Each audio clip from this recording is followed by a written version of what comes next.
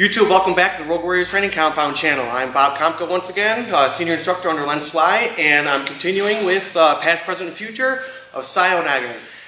In the first video we went over Sayunage from a traditional standpoint, but as far as the traditional side goes, it's very well known and referred to by other Aikidoka as Kokyo-nage. Bear in mind, Kokyo-nage has thousands of variations. It's not so much Kokyo-nage is a technique. In my opinion, it's more of a philosophy or a principle of using your body. Kokyo basically translates as breathe in, breathe out.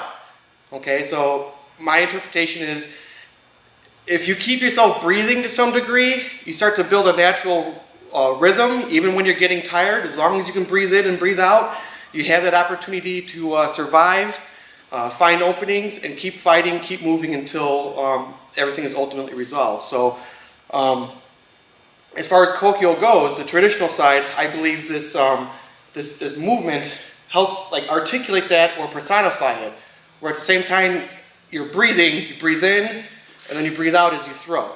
Okay? It doesn't necessarily mean you have to be doing crazy ki eyes or stuff like that, but you want to feel the air coming in and out, your lungs expanding, contracting, because internally,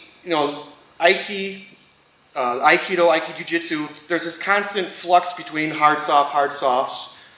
And when you expand, you're a little bit harder. When you're contracting, it's a little bit softer. And that's what allows you to get that like sticky, crushing feeling, or as far as Uke feels it, you get that sticky feeling. They stick to you, they can't let go, they don't know why. You may weigh 100 pounds, all of a sudden you feel like you weigh 900 pounds. Your techniques become stronger and harder and much more powerful, and the essence is to just crush your opponent right into the ground under you. Okay, so with that being said, let's move on to part 2 here, Tenshin style of Kokyo-nage, but technically Sayunage. So with me again is Rod. Onegaishimasu. And we'll start with basic katate dori. So if you remember, katate dori, traditional, this Kokyo feeling, this articulation, personification of your breathing application, okay? And you make it bigger, you make it slightly more bigger and deliberate movement so that you both can study that relationship. Tenshin style is a lot more cut down, okay? A lot of this is taken away for various reasons, and the idea is to start to develop that feeling of instantly taking the person down, dropping them at your feet, okay? So for example, he comes in, I deflect, and right away in one movement, this comes right up on his jawline. I absorb him and soak him up, and then just drop him right at my feet. From here, I can either tenkan away, or if he has his hand up, you can go right into a standing pin. You can do that as well, and then step away. Okay. Also notice that the ukemi changes. With the traditional side, it's more deliberate, slightly bigger roll, slightly different projection. It's a little bit more throwing away, so they take a bigger roll to absorb it. This one, your uke is getting dropped straight down. So they have to accommodate their body to do that, otherwise you can risk a weird muscle pull or whatever. You have to absorb the entire technique. So as Rod comes in, and I catch him, his feet have to come together, almost like a limbo. Okay, because the more you progress in the proficiency that you gain, the harder and harder the throws come. You have to be able to respond to the technique if your attack is unsuccessful and your nage throws you correctly. So I throw him straight down, right at my feet.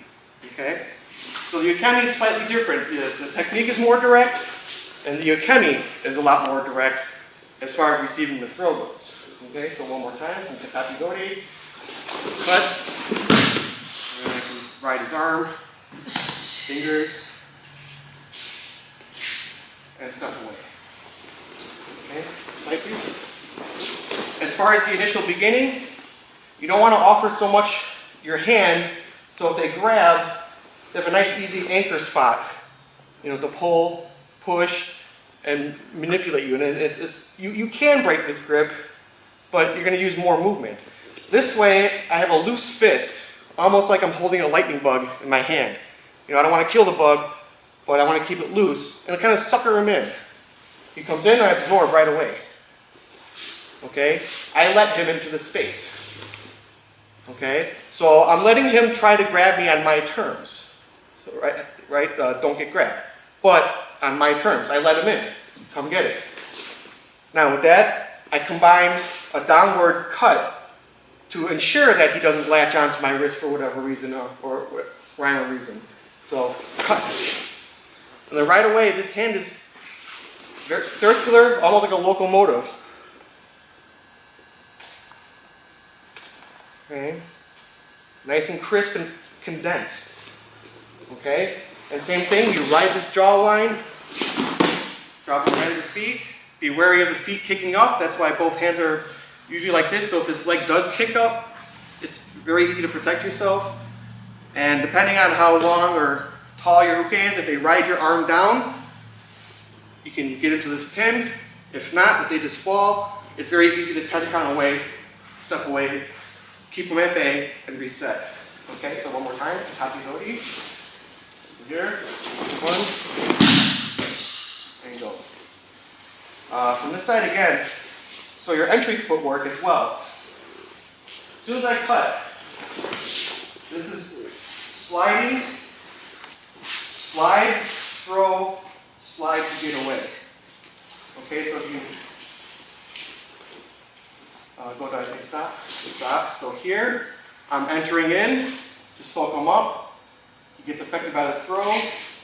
I drop him, this leg comes up. I keep my feet under my hips, under my shoulders, and then I can slide step away again 4 times. This sliding step movement as you enter, Ashi Sabaki. Okay? So one more time from this angle.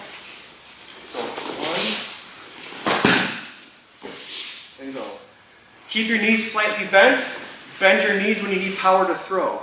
Okay? You don't want to be bouncing up and down, and you don't want to be a Frankenstein. Okay? You want to be loose. Not a noodle, but loose. You want that feeling of your knees floating, so it's easy to bend them if you need to. It's easy to move if you have to, or shift directions and angles. Same with your arms. You want to be a noodle. You don't want to be reckless and just throw your arms out there.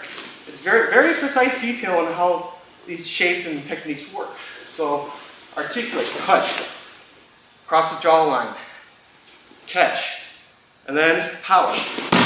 Drop it. Okay? From here, if you get his hand, great. You can execute a standing pin. Basically, it's an upside down Takingaikidoback pin. Elbow over the face, using the fingers. Step away. Okay, let's try a couple different attacks to put this in practice. Okay, so this time we'll go from Kowski, right? Punch to the face. So same thing. Punch to the face, don't miss. There you go. Good. Okay, good. Now we can incorporate a little bit more kihon with our tei sabaki. In this case, we'll be using uke nagashi. Okay, so deflect, catch, drop them with power, keep them at bay as you turn kind of away and clear the space. Okay, other side, over here. Same thing, uke nagashi. So, 1, and just crash right over him. Just drop them at your feet. Okay, if the fist is still here, that's fine. You can peel the fingers, get a pin, and step away. One more time. Okay, Kowski. So absorb, catch, and right away, this is one movement. Okay, right across the face. If he tries to grab my hand, that's fine. I'm on the correct angle of his shoulder to his jawline. So he can't, it's not this. Okay, it's right here. Drop him, pin him out. You can also roll him over if you wanted to. Okay, so one more time from Kowski. Okay. Absorb, crash over him, move away. Okay, one more variation for you guys to play around with and maybe help you identify some of these principles. We'll go from kosadori. Okay, so absorb into a nikyo. Okay, unwrap, cut him down, and right away enter. So now you can apply a little bit of henko waza while you study these particular principles. Okay, one more time. Okay, so Nikyo, remember, on my terms. I'm letting him into space. Okay, I'm suckering him in. Here, absorb, unroll, cut him down, and right away, drop him, get out of the way. One more time, please. Okay, so here, absorb, unwrap, cut, drop him. I got his fingers this time. I can apply my pin. Okay, keep him at bay, and go. Remember, once again, the Tenshin style, very direct, and if anything, much more severe than just the basic technique. Now you're learning a variation of a traditional movement or attack, and you're starting to apply it more realistically. Realistically, you're not going to be throwing somebody across the room 8, 10, 12 feet into a wall or out a window or something like that. You want to drop them, conserve your space, depending on whatever environment you're in. Okay, so one more time, Kosadori. Okay, so absorb, keep him in his space. Right, this is fine. I can still keep this check, and then right across the jawline. So right at my feet, and then I can move away. Okay. That's it for now. Thank you very much. Okay, so this is my take on the Tenshin approach using a Sayunage, which many people refer to as Kokyonage. Remember, the Tenshin style, the technique application is a lot more direct. One more note, the attacking. It's not just this feathery attack. The punch is it's like a jab almost. Kowski, punches to the face. Boom. Okay, so you have to work in not necessarily super fast flailing hands, but you want quick hands, quick reaction to deflect that punch, which will suck in your uke, so you can apply much more powerful throw straight down rather than out and away. Okay, so I hope you enjoyed it. Hit that like, hit that subscribe button, and I look forward to seeing you guys for part 3 of applying the principles of Sayunage. See you in the next video.